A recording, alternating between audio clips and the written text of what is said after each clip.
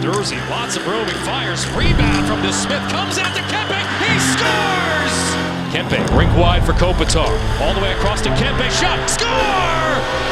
Continues with Kopitar. Kopitar looking back door, loose puck, they score! Kempe, hat trick! Kempe in the circle, Fiala for Kempe, number 4 perhaps! 4 goals. Not too bad. No, that was a strange night because, we played pretty well. We kept it simple and played hard, and then it was just like everything clicked and everything went in. So it was a little strange game and fun, with all the things going on before for Brownie and stuff like that. You started down low, you skated almost outside the blue line, and then you have the play completely in front of you. Well, when I see Durs have the puck right there, they're all so low, so it's a hard play for him to make, but I was trying to call for it from him. I don't know if it was a shot or a pass to Kopi, but he saw me coming down there, so he kind of just teed me up, and then it was just try to get it far side. There was a lot of people in front, so just trying to get it up in the upper half of the net. This ends up going off the post pretty high. Do you have time to decide low, high in that type of a situation? I didn't really have that much time to pick my corner. The goalie, he's not the biggest goalie, so talking before the games, he was trying to get the puck in the upper half of the net if you can, on the opposite side. So that was a little bit of luck, I guess. He'll draw it back, shoot from long range, blocked by Anderson, and he starts the breakout all in one motion. Kempe, rink wide for Kopitar, all the way across to Kempe, shot, score! Another beauty! When do you realize you're no longer defending, now you're attacking? As soon as I see that the puck is coming out to Kopi, I'm trying to get my speed going a little bit. I felt like as soon as he gave it to me in the neutral zone, they all shifted over hard to me. So I thought maybe I'll try to go back to Kopi on the other side because he has a lot of room there, and maybe we can create something off the rush. And once I passed it to Kopi, it felt like they all shifted over to him again, and gave me a lot of room on that far side. And I learned over the years that just having the stick on the ice, I think, helps not just myself but the passer too, to know where to put the puck. And if I know that I want it behind me a little bit, and obviously it's tough to put it right there, but Kopi does in this case, and it's just for me to lean into it right after that. Kempe walks it out. The cycle continues with Kopitar. Kopitar looking back door, loose puck, they score!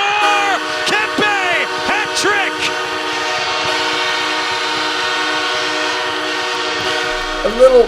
A new wrinkle this year, just on the power play, is constant motion, whether it's the puck or you guys skating.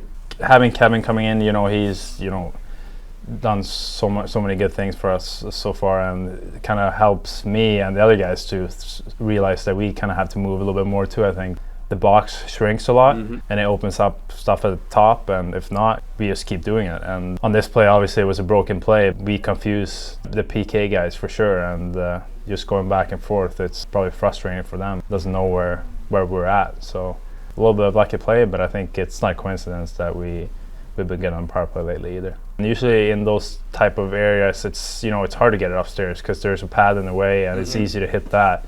In this case, I try to pull it back a little bit to give myself some more room to get it over the pad, and then just try to flick it a little bit over as high as I can. But Kopitar exchanges with Doughty. Kempe in the circle. Fiala for Kempe, number 4 perhaps. The entry is Fiala. Last season, it was almost 90% Kempe. Nice to have a little bit of options there, huh? Yeah, for sure. Last year I felt like, we started off really well because teams didn't know what we were doing, and then after, 50 games or something, they know the puck was coming to me, and it's easier to read. And now they have a little bit more confusion having both me and him coming back for it, and they don't really know what to do. He maybe doesn't think that I'm going to shoot this puck from outside the dots. Probably thinks I'm going to either go back to Kevin or try to go back door. So he has to be aware of it. And Q is doing a great job taking his eyes away. And more and more nowadays, we're seeing goals scored from outside the circles. It is a further way to go for the goalie. I think it's a harder shot for us. You get less net, obviously, but I think that if you have a good pass and you get it off well, you know, it's a far away for the goalie to go, and especially if you have a net presence like that, you know, it's hard for him to see where the puck is going, and he has to guess a little bit. I've had a couple like these this year where I'm kind of outside the dots, and you know, it's been working, so I'm pretty comfortable being there and just try to get it to the net in these situations. Number 4, perhaps.